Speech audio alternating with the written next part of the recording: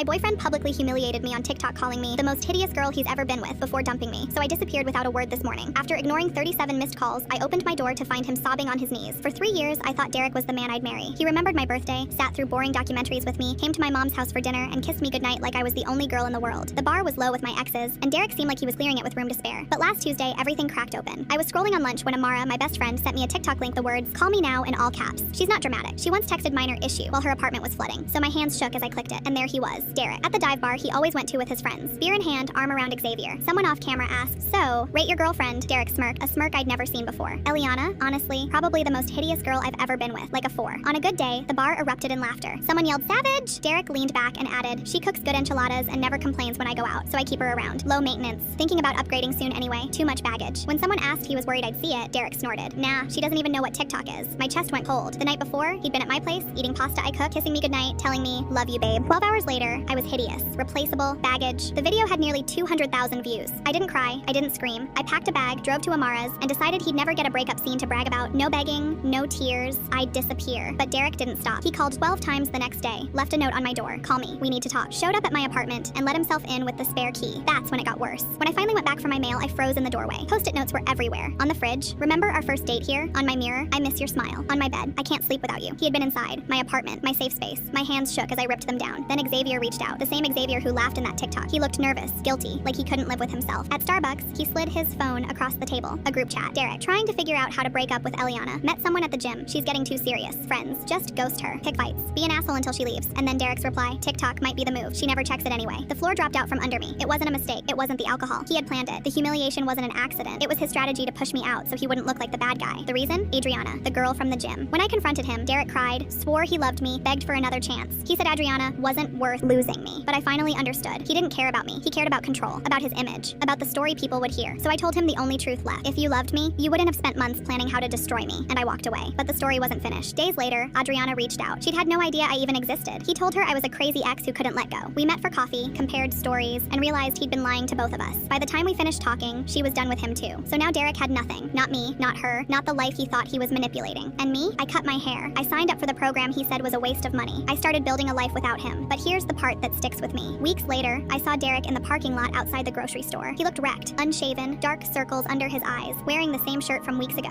He spotted me, froze, and his face crumbled like he might drop to his knees again. And for the first time, I felt nothing. No anger, no pain, just nothing. I walked right past him without a word, and it hit me harder than anything he'd ever said. He destroyed me on purpose, and I still came out stronger. He planned my humiliation, and I survived it. And Derek? He's still stuck in the same parking lot, telling the same lies while I'm already gone.